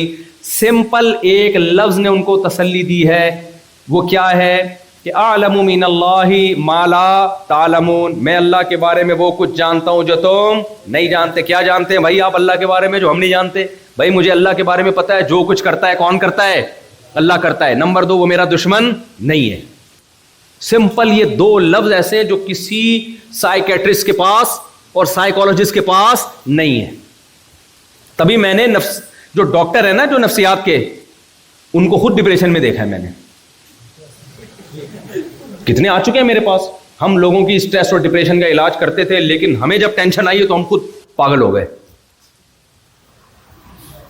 آپ کو پتا ہے وہ شخص جس نے کتاب لکھی تھی, وہ پتہ نہیں 7 کامیاب لوگوں کی 7 علامتیں, خودکشی کی ہے اس نے آخر میں. غیر مسلم کے پاس ٹینشن اور ڈپریشن کا کوئی پائیدار حل نہیں ہے جب تک آپ اللہ سے ریلیشن نہیں بناتے, اس کے سامنے رو دھو کے دل ہلکا کرنا نہیں سیکھتے, اس سے راز و نیاز کرنا نہیں جانتے, اس وقت تک آپ سکون میں نہیں آ سکتے. سمجھتے ہو گے نہیں سمجھتے؟ دیکھو جب صحابہ کے دور میں مشرکین سے جنگ ہوئی نا, اور غزوہ احد میں شکست ہو گئی, 70 صحابہ شہید ہو گئے, بہت سے زخمی ہو گئے, کس قدر ٹینشن تھی. قرآن کے الفاظ دیکھو, فرمایا ان تکونوا تعلمون فانہم یعلمون کما تعلمون وترجون من اللہ ما لا یرجون. اگر تم زخمی ہوئے ہو تو وہ بھی زخمی ہوئے ہیں, زخمی تو دونوں طرف سے, موتیں تو دونوں طرف سے ہوئی ہیں, لیکن تم اللہ سے جو امیدیں لگاتے ہو وہ لوگ اللہ سے وہ امیدیں نہیں لگاتے. تم اللہ کو مانتے ہو اس کے لیے, ان کو کوئی اس سے غرض نہیں, قوم کے لیے وہ. تو بھائی جب تک اللہ زندگی میں ان نہیں ہوگا اس وقت تک سکون کی باتیں کرنا چھوڑ. اللہ جب زندگی میں ہوتا ہے, ہمیں پتہ ہے غم دینے والا کون, اللہ, خوشی دینے والا کون, اللہ. تبھی قرآن نے وہ لوگ جو اللہ لیس ہیں ان کی ایک برائی قرآن ہر جگہ بیان کرتا ہے. ان الانسان خلق ہلوعا اذا مسہ الشر جزوعا واذا مسہ الخیر منوعا. اللہ فرماتے ہیں جس کی زندگی میں اللہ نہیں ہے اسے جب ٹینشن آتی ہے تو حواس باختہ ہو جاتا ہے, خوشی آتی ہے تو اترانے لگتا ہے. وہ جس کی زندگی میں اللہ ہوتا ہے, خوشی آتی ہے, بھائی اترانے کی ضرورت نہیں ہے, بھیک میں اللہ کی طرف سے یہ خوشی ہمیں مل گئی ہے. اس کا دماغ خوشی سے خراب نہیں ہوگا, کہے گا بھائی بھیک میں مل گئی. غم آئے گا تو کہے گا بھائی اللہ نے دیا ہے, وہ غم دور کرنے پر بھی قدرت رکھتا ہے. نبی صلی اللہ علیہ وسلم نے فرمایا ایک کانٹا بھی چبھتا ہے نا, اس پہ بھی اللہ کی طرف سے گناہ معاف ہوتا ہے کوئی نہ کوئی. انسان کے لیے اللہ نے یہ پیکج رکھا ہے کہ کوئی غم آئے گا, صبر کرو گے نا, یہ سمجھو گے میں نے دیا ہے, صبر کرنا ہے میں نے, چاہے وہ انسان ہی کی طرف سے ہو, اس صبر پہ اجر ملے گا تمہیں. اللہ کے وجود کے دلائل کیا ہیں, اللہ کے محسن ہونے کے دلائل کیا ہیں, ایک الگ ٹاپک ہے. لیکن ہمیں زندگی میں سکون کے لیے بھی کیا چاہیے, اللہ چاہیے ہمیں, اس کے بغیر گزارا نہیں ہے. اور ایک اللہ چاہیے. بہت سارے خدا ہوں گے تو بھی ٹینشن ہے.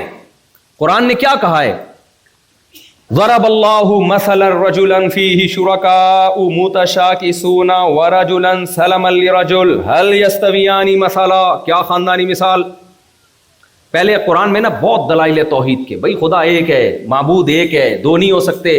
اللہ نے بتوں کے بارے میں کہا الہم ارجل یمشون بہا, جن بتوں کے سامنے تم جھکتے ہو کیا ان کے پاؤں ہیں جن سے یہ چلتے ہیں. ام لہم اعین یبصرون بہا, ارے بھائی کیا ان کی آنکھیں ہیں جن سے یہ دیکھ سکتے ہیں. ام لہم آذان یسمعون بہا, کیا ان کے کان ہیں جن سے یہ سن سکتے ہیں. ام لہم قلوب یفقہون بہا, دل ہے جس سے سمجھ سکتے ہیں. یہ سارے دلائل یہ بتانے کے لیے کہ انسان کو صحیح خدا نہیں مل رہا تو انہوں نے جھوٹے خداؤں کو خدا بنا لیا. اللہ نے کہا یہ سچی مچی والے خدا نہیں ہے, سچی مچی والا وہ ہے جو آسمانوں پہ ہے, جو اکیلا ہے, جس نے انسانوں کو بنایا, پوری کائنات کو بنایا, اس کے ساتھ کوئی شریک نہیں. یہاں میں ایک چھوٹا سا علمی نقطہ بیان کر کے اس ٹاپک پہ آگے چلتا ہوں. ایک بہت بڑا وسوسہ آج یہ بھی پیدا کیا جا رہا ہے, کچھ لوگ تو ایتھیسٹ ہیں, تو خدا کو مانتے ہی نہیں ہیں. اس پہ تو میں 20 دفعہ بیان کر چکا ہوں, میں اس ٹاپک کو نہیں چھیڑوں گا. بہت سے آج ایک یہ بھی مسئلہ آ گیا ہے کہ ہم خدا کو اگر مانیں, ٹھیک ہے جی ہم مان لیتے ہیں خدا کا ہماری سوسائٹی میں ان ہونا ضروری, ہماری فطرت کا تقاضا, ہمیشہ سے انسان نے کوئی نہ کوئی خدا بنایا ہے, کسی نے کسی کو معبود بنائے, نیچر ہے, ہمیں سکون کے لیے گاڈ چاہیے. تو مسلمانوں کا اللہ کیوں ہم مانے بھائی؟ سمجھ میں آ رہی ہے بات؟ بھائی ہم گاڈ مان لیتے ہیں, لیکن ہم یہ کیوں کہیں کہ وہ اللہ ہے؟ نہیں آ رہی یار سمجھ میں بھائی, میں سمجھا پا رہا ہوں اپنی بات. بھائی ٹھیک ہے, انسان کی فطرت کا تقاضا ہے کہ آپ کی زندگی میں گاڈ ہونا چاہیے, خدا ہونا چاہیے, بھگوان ہونا چاہیے, معبود ہونا چاہیے. تو یہ کیا ضروری ہے کہ وہ اللہ ہی ہو؟ بھائی کوئی بھی ہے وہ, بس ہم اس کو راز و نیاز کریں گے ہم اس سے. سوال سمجھ میں آیا؟ اس کا جواب یہ میرے بھائی، آپ کے پاس دو آپشن ہیں. ایک ایسا خدا ہے جو بولتا ہے. بیٹا بیٹھ جاؤ، آپ مسلسل دائیں بائیں گھوم پھر رہے ہو، اس سے سب لوگ ڈسٹرب ہو رہے ہیں، ٹھیک ہے؟ تو ایک اللہ وہ ہے. ہمارے پاس دو آپشن ہیں. ایک ایسا خدا ہے جو بولتا ہے، جو بتاتا ہے میں کن چیزوں سے خوش ہوتا ہوں، کن چیزوں سے ناراض ہوتا ہوں، کیا کرنے کے کام ہیں اور کیا نہیں کرنے کے کام ہیں. ایک آپشن یہ والا جس کو ہم اللہ کہتے ہیں، جو کہتا ہے میں نے تورات موسیٰ پہ نازل کی، انجیل عیسیٰ علیہ السلام پہ نازل کی، اور ابراہیم علیہ السلام کو صحیفے دیے، محمد صلی اللہ علیہ وسلم کو قرآن دیا، زنا کو میں نے حرام قرار دیا، اور نکاح کو میں نے سنت قرار دیا، شراب کو میں پسند نہیں کرتا، نماز کو میں پسند کرتا ہوں. پوری ڈیٹیل بیان کی، میں خوش کن چیزوں سے ہوتا ہوں، کن چیزوں سے میں ناراض ہوتا ہوں. ٹینشن میں جاؤ تو اس طرح سے مجھ سے مانگا کرو، ٹینشن دور کروں گا. گناہ ہو جائے تو اس طرح سے توبہ کیا کرو، وغیرہ وغیرہ. اور ایک اللہ وہ ہے کہ یہ والا اللہ اگر معاذ اللہ جھوٹی موٹی کا اللہ ہے، معاذ اللہ جھوٹی موٹی کا خدا ہے، تو دوسرا اللہ چپ بیٹھا ہوا ہے. دوسرا خدا کیا ہے؟ وہ بول ہی نہیں رہا کچھ. تو گونگے بہرے پہ ایمان لے کر آؤ گے یا بولتے سنتے پہ ایمان لے کر آؤ گے؟ بھائی ہمارے پاس گاڈ میں اللہ کے علاوہ کوئی آپشن ہے نہیں. اگر کسی کو گاڈ ماننا ہے تو اللہ کا کوئی آلٹرنیٹ ہی نہیں ہے ہمارے پاس. اگر اللہ کے علاوہ کسی کو خدا مانو گے تو وہ بولتا ہی نہیں ہے. اور کمال کی بات ہے، اگر ہمارا والا خدا معاذ اللہ جھوٹا ہے تو سچی مچی والا بتاتا کیوں نہیں ہے کہ یہ نہیں ہے، میں ہوں اصل میں؟ جب تک شادی کی مثال نہ ہو تو وہ بات سمجھ میں نہیں آتی ہے. اب شادی کی مثال دوں گا تو بات سمجھ میں آئے گی. دلہن بیٹھی ہوئی ہے، شادی ہوئی غفار بھائی سے، کمرے میں سبکتگین صاحب آ گئے، غفار بھائی بھی وہیں بیٹھے ہوئے ہیں. اب دلہن نے کبھی شوہر کو، پرانے زمانے کی دلہن تھی، شوہر کو دیکھا نہیں، ابا نے کان پکڑ کے جہاں شادی کر دی وہاں کر لی. اب وہ دلہن سے باتیں کر رہے، گھونگھٹ بھی اٹھا رہے. پوری رات گزر گئی. اگلے دن سبکتگین صاحب آئے، بھائی سچی مچی کا شوہر میں ہوں. دلہن رکھ کے تھپڑ لگائے گی یا نہیں لگائے گی؟ بولے گی کمبخت، اگر تو میرا شوہر تھا تو جب دوسرا کمرے میں آیا، گھونگھٹ بھی اٹھا رہا ہے، باتیں بھی کر رہا ہے، فری بھی ہو رہا ہے مجھ سے، تو منہ سے پھوٹا کیوں نہیں ہے؟ وہ نتیجہ اگر کہے گی تو اگر ہے بھی نا تو مجھے نہیں چاہیے. ایسے کیا خیال؟ اب سمجھ میں آ گئی بات. تو اگر اللہ کے علاوہ کوئی اور خدا ہے تو ہمارا معبود اگر معاذ اللہ جھوٹا ہے تو سچی مچی والا معبود آ کے کہتا کیوں نہیں ہے بھائی، بتاتا کیوں نہیں ہے؟ یہ غلط کو خدا بنا بیٹھے. کوئی میں نے قرآن نازل نہیں کیا، تورات میں میری اصل کتاب یہ ہے، میرے اصل تعلیمات یہ ہیں. تو بھائی ہم گونگے بہرے پر ایمان نہیں لاتے، ہم اس خدا پر ایمان لاتے ہیں جو کہتا ہے میں نے موسیٰ کو تورات دی، عیسیٰ کو انجیل دی. پوری ڈیٹیل الحم سے لے کے والناس تک بیان کرتا ہے. موسیٰ علیہ السلام فرعون کے پاس کیسے گئے، ابراہیم علیہ السلام نے کیا کنورزیشن ہوئی بادشاہوں کے ساتھ، اور حلال کیا ہے حرام کیا ہے. تو ہمارے پاس خدا میں گاڈ کے علاوہ، اللہ کے علاوہ کوئی آپشن ہے نہیں. جب ہے ہی نہیں تو ہم یا تو کمپیئر کرتے نا، یہ والا سچا ہی ہے، یہ والا. کمپیئرنگ کے لیے اللہ نے دوسرا کوئی خدا چھوڑا ہی نہیں ہے. سمجھ میں آ رہی ہے کہ نہیں آ رہی ہے؟ تو قرآن نے توحید کے دلائل دیے، اللہ کے برحق ہونے کے دلائل دیے. پھر اللہ نے موٹیویشن کے لیے ایک مثال دی ہے کہ تمہاری زندگیوں میں سکون بھی ایک خدا سے آئے گا، ہزاروں خداؤں سے نہیں آئے گا. تبھی قرآن نے مثال دی، ضرب اللہ مثل الرجل، اللہ ایک شخص کی مثال دیتا ہے. کیا مزہ آتا ہے، خدا کی قسم قرآن پڑھو، اللہ کا قسم مزہ آتا ہے یار. کوئی آسمانی کتاب آپ پڑھ کے دیکھو اور قرآن پڑھ کے دیکھو، زمین آسمان کا فرق ملے گا. قرآن کی آیتیں اپیل کرتی ہیں، ایک ایک لفظ نکھرا ہوا، ستھرا ہوا، اتنی آسان عربی میں، اور ایسی فطرت کو اپیل کرنے والی آیتیں ہیں. کوئی آسمانی کتاب قرآن کا آلٹرنیٹ ہو نہیں سکتی. پڑھ کے دیکھو، آپ پتہ چل جائے گا. قرآن شروع ہو رہا ہے الحمدللہ رب العالمین، تمام تعریفیں اس اللہ کے لیے جو تمام جہانوں کا پالنے والا ہے. الرحمن، بڑا مہربان، الرحیم، نہایت. ارے کوئی کتاب لاؤ تو صحیح بھائی، اس کے ٹکر کی لاؤ تو ہم کمپیئر کریں، یہ والی صحیح ہے کہ وہ والی صحیح ہے. اللہ نے محمد صلی اللہ علیہ وسلم کو پیغمبر بنایا، کسی دوسرے کو محمد صلی اللہ علیہ وسلم کے مقابلے میں پنپنے ہی نہیں دیا. دو شخص آتے نا، ہم کہتے ان میں یہ حق پر ہیں یا وہ حق پر ہیں، کمپیئر کرتے تو پرابلم میں آتے، پتہ نہیں یہ صحیح ہے کہ وہ صحیح. محمد صلی اللہ علیہ وسلم جب پیغمبر بن کے آئے تو آپ کے بعد کوئی شخصیت ایسی ہے ہی نہیں کہ ہم اس کو محمد صلی اللہ علیہ وسلم کے مقابلے میں لا کے کھڑا کریں اور بولیں کہ یہ والے سچے کہ یہ والے سچے. اس کی مثال دے کے بات آگے چلاتا ہوں, ٹاپک نہیں لیکن اب آ رہی ہیں باتیں بیچ میں, کیا کریں. دیکھو اس کی مثال ایسے ہے, آپ کے پاس امریکہ کا سفیر آیا پاکستان میں, فرض کرو امریکہ نے کہا اپنا سفیر بھیج رہا ہوں پیغام دے کے کہ اس دفعہ کس کو, استغفر اللہ, زیادہ سچ بولنے میں ٹھیک نہیں ہے, خیر تو یہ میرے منہ سے کوئی غلط باتیں بہت نکل جاتی ہیں. خیر سفیر بھیجا, ٹھیک ہے نا. اب ایک سفیر آیا آپ کے پاس گورنمنٹ کے پاس, اچانک ایک اور آ گیا, اچانک ایک اور آ گیا, اچانک 4 آدمی آ گئے. تو 4 کا دماغ میں خام میں زبردستی سے گھس گیا. ہر مثال میں 4 روٹیاں آتی ہیں دماغ میں, 4 لڈو آ رہے ہوتے ہیں, اور جو میرے بیان سنتے ہیں ان کا بھی یہی حال ہو گیا ہے, پاگل نہ ہو جائیں کہیں. تو خیر اب مثال 4 ہی سفیروں پہ فٹ بیٹھتی ہے, اس لیے بتا رہا ہوں. 4 سفیر آ گئے, اب آپ کنفیوز ہو رہے ہیں ان میں سچی مچی والا کون سا ہے. ایک طریقہ تو یہ امریکہ فون کرو, وہ خود بتا دیں گے بھائی یہ والا ہمارا ہے, باقی 3 2 نمبر ہیں. لیکن فرض کرو لائن ڈسکنیکٹ ہو گئی, انٹرنیٹ کام نہیں کر رہا. اب آپ کو پتہ ہے ان 4 میں سے ایک, 4 نے پینٹ شرٹ پہنی ہوئی ہے, پتلون پہنی ہوئی ہے, سوٹ ٹائی میں, بالکل دیکھنے میں تمیز کے آدمی لگ رہے ہیں. اب آپ کنفیوز ہو گئے. 4 کہہ رہے ہیں میں ہوں سفیر, میں امریکہ کا پیغام لے کر آ جاؤں. آپ نے کہا اچھا ٹھیک ہے جی بتاؤ. ایک کی تلاشی لی تو کوئی پیغام ہی نہیں ہے اس کے پاس. پینٹ میں ہاتھ ڈالا, یہاں ہاتھ ڈالا, بھائی تو پرچہ تو دکھا, لکھا ہوا کیا ہے. بھائی کوئی پیغام میرے پاس سرے سے ہے ہی. دوسرے کی پینٹ میں ہاتھ ڈالا آپ نے تو ایک پرچی نکلی, اس پہ کیڑے مکوڑے بنے ہوئے ہیں, سمجھ میں نہیں آ رہا یہ لکھا ہوا کیا ہے بھائی, بھائی یوں کر کے.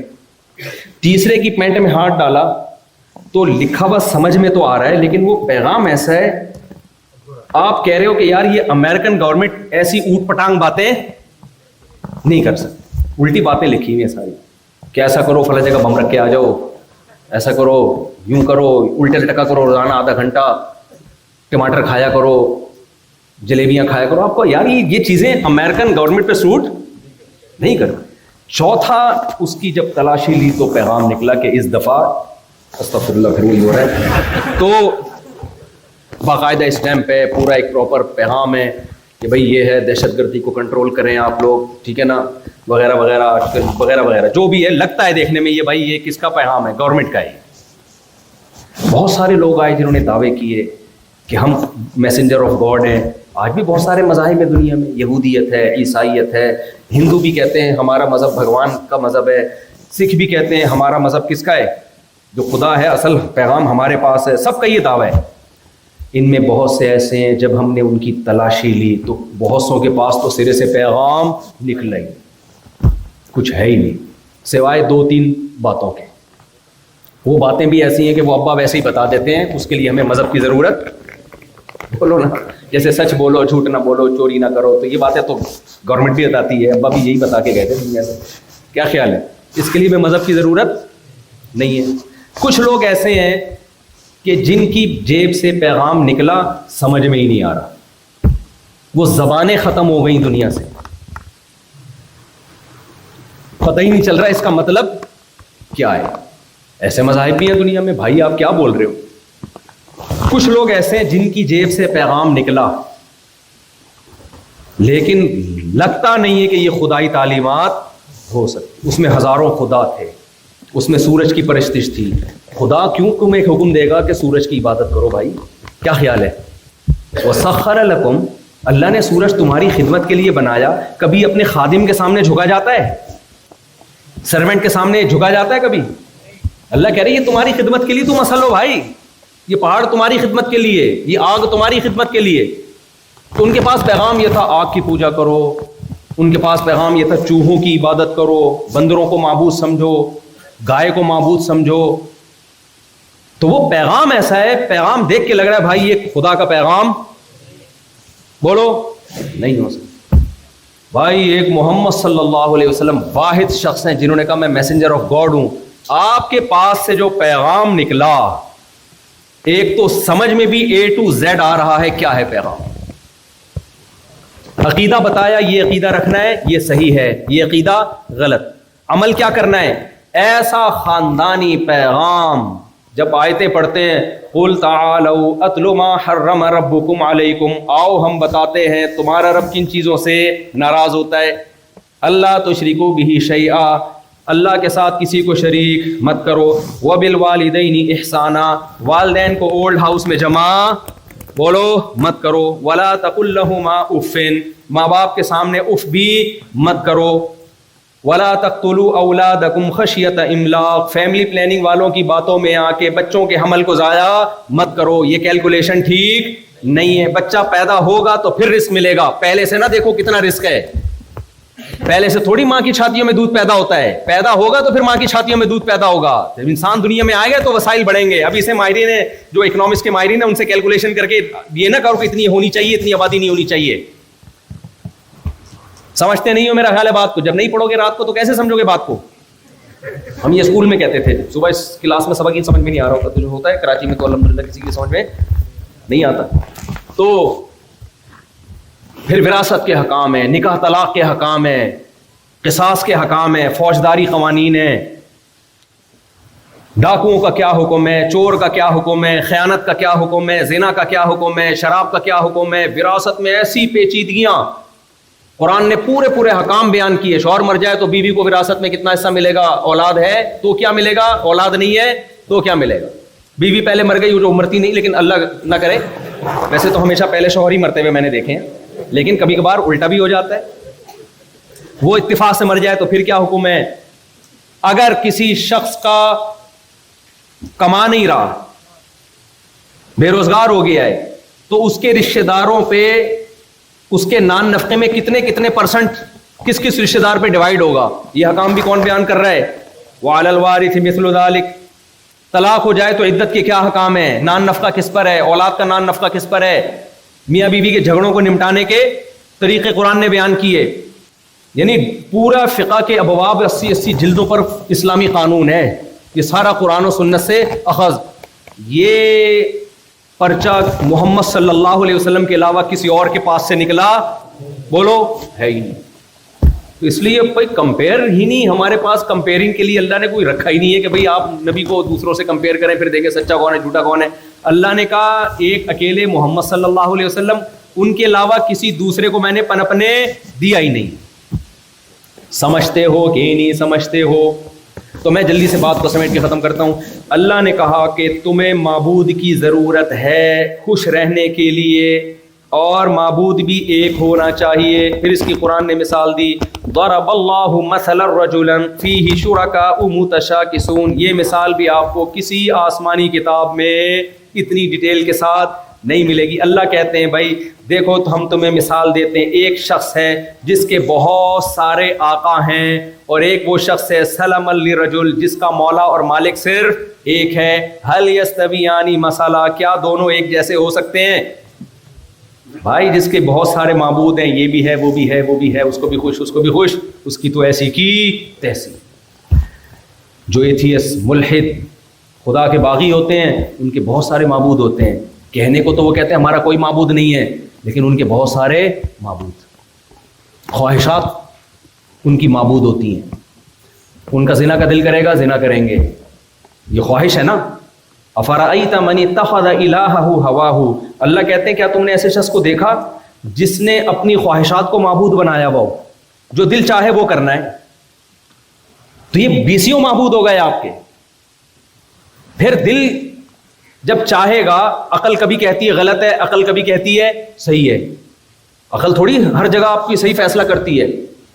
تو اللہ کہتے ہیں ایک شخص جس کے 20 معبود، اور ایک وہ جس کا صرف، تبھی لکھا ہوتا ہے صرف تم رکشے کے پیچھے. تو پتا ہے بھائی اتنے سارے ٹینشن ہو، لیکن وہ ہر ایک کو لکھا ہوا ہوتا ہے صرف تم. سمجھ رہے ہو نا؟ اور 2 نمبر ہی چل رہی ہوتی ہے مارکیٹ میں، صرف تم، ہر ایک کو لکھا ہوا. وہ ایک پرینک دیکھا تھا، اس میں پرینک نہیں تھا، ایک ٹک ٹاک پہ ایک مزاحیہ کلپ آیا تھا کہ وہ گرل فرینڈ بوائے فرینڈ میں بہت سارے پیئر بیٹھے ہوئے ہوتے ہیں. تو ایک بندہ جا کے فون سنتا ہے کہ وہ جو ہے نا پتہ نہیں کیا کہتا ہے وہ، کہ بھائی وہ تم ہاں تمہاری گرل فرینڈ کسی اور کے ساتھ بیٹھی ہوئی ہے, ساری لڑکیاں بھاگ جاتی ہیں. اس کے بعد غور سے دیکھو,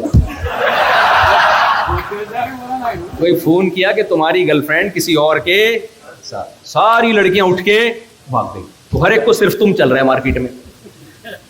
لیکن حقیقت کیا ہے میرے بھائی؟ معبود صرف ایک.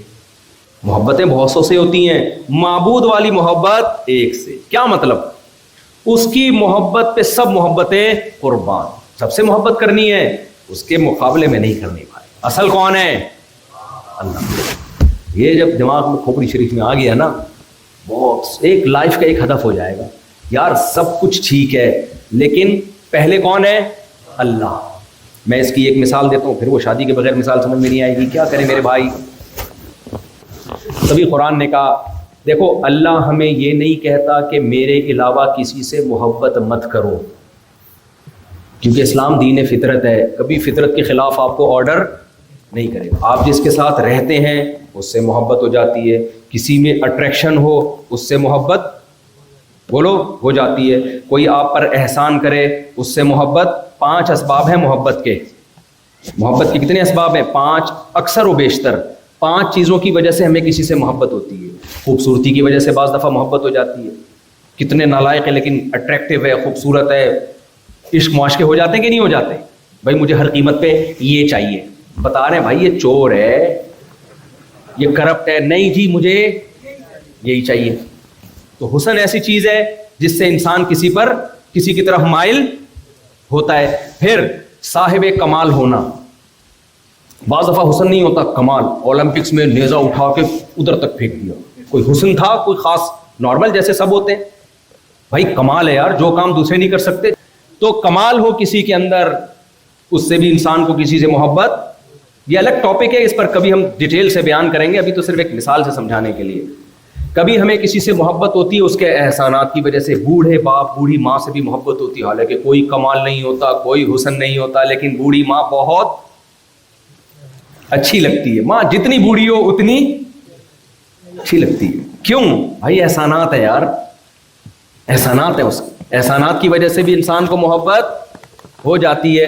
اور بعض دفعہ طاقت کی وجہ سے پاورفل آدمی اچھا لگتا ہے انسان. بہت کوئی پاورفل ہے, آپ سے امریکہ سے لوگ کیوں محبت, جتنی مرضی مخالفت کریں, لیکن جب کوئی بتاتا ہے نا میں امریکہ جا رہا ہوں, دل میں ایک تھوڑا سا غریب ملکوں میں ہلچل پیدا ہوتی ہے. بھائی تم یار امریکہ جا رہا ہے یار, ہمارے لیے بھی دعا کرنا.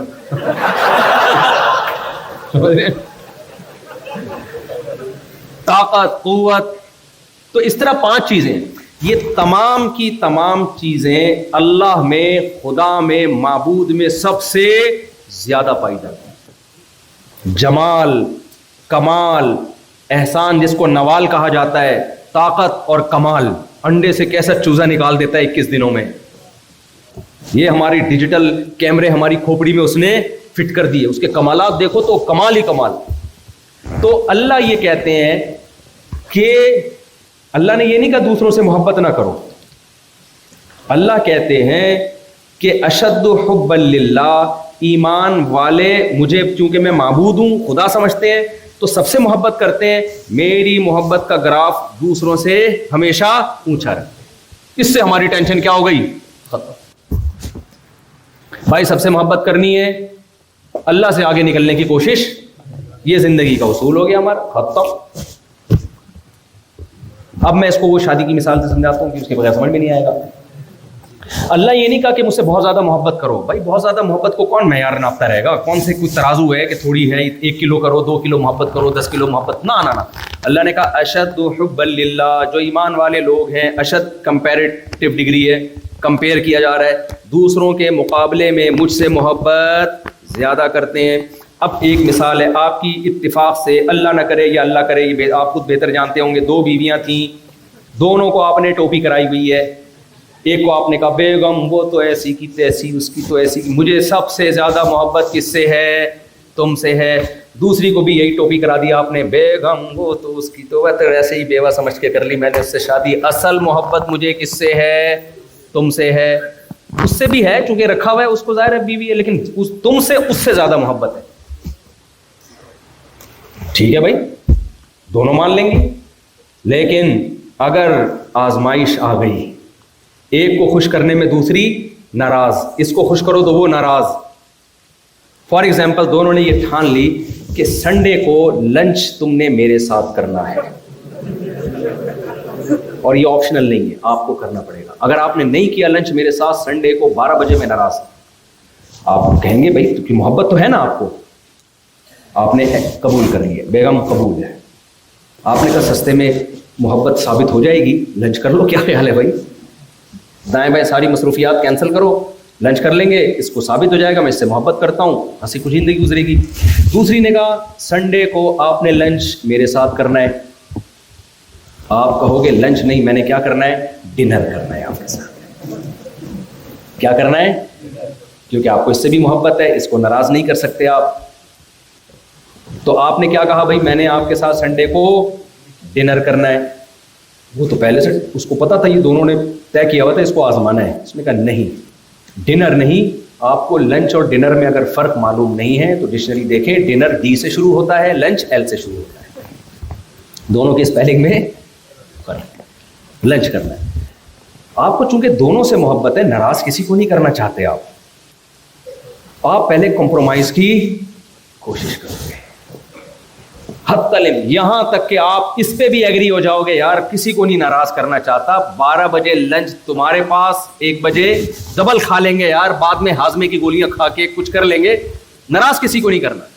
لیکن اگر وہ کمپرومائز پہ ایگری نہ ہو، ایسی صورت میں آپ جس کی دعوت کو قبول کرو گے، جس کی دعوت کو ٹھکراؤ گے، یہ ثابت ہو جائے گا اس کی محبت کا گراف اس سے تھوڑا سا 0.00001% زیادہ ہے. اللہ بھی یہی کہتا ہے کہ میں معبود ہوں، میں نے کہا بیوی سے محبت کرو. پیسے سے بھی انسان کو محبت ہوتی ہے، نیچرل ہے. اچھے اچھے کھانوں سے بھی محبت ہوتی ہے، عزت، شہرت، دولت، صحت، یہ سب دنیا ہے، انسان چاہتا ہے. اللہ نے نہیں کہا کہ نہیں ان چیزوں کو ٹھوکر مار کے دور کر دو، نہ نہ نہ نہ نہ. اللہ نے کہا کہ بہت جگہ پہ میری محبت اور دنیا کی محبت میں ٹکراؤ ہو رہا ہوگا. اپنی خواہشات سے بھی محبت کی ہمیں اجازت ہے. آپ کا اگر کوئی چیز کا دل چاہ رہا ہے پورا کریں آپ اس کو. اسی سلسلے میں تو میں نے استغفر اللہ، خیر آپ کا اگر کسی چیز کا دل چاہ رہا ہے تو آپ اس کو، خواتین نہیں چھوڑیں گی مجھے لگ رہا ہے، اوپر سے ہی پتھرا ہونا شروع ہو جائے گا. بہت ڈھیٹ آدمی. ایک دفعہ میں اسی طرح بیان کر رہا تھا، کسی نے کمنٹس کیے ہوئے یہ بہت ڈھیٹ مولوی ہے، یہ نہیں چینج ہوگا. کسی نے کمنٹس کیے ہوئے تھے، کسی خاتون نے بہت تپی ہوئی تھی نا، وہ انہوں نے کہا یہ بہت ہی ڈھیٹ مفتی ہے، یہ نہیں تبدیل ہوگا. خیر اللہ معاف فرمائے، میری مغفرت فرمائے، میں یہی کہہ سکتا ہوں. خیر تو اب کیا ہے کہ اللہ کہتے ہیں بھائی محبت ماں باپ سے، بیوی سے، بچوں سے، اپنی چاہتوں سے بھی. تبھی اسلام میں چاہتیں پوری کرنا برا نہیں. اگر سوئمنگ کا دل کر رہا ہے آپ کر لیں،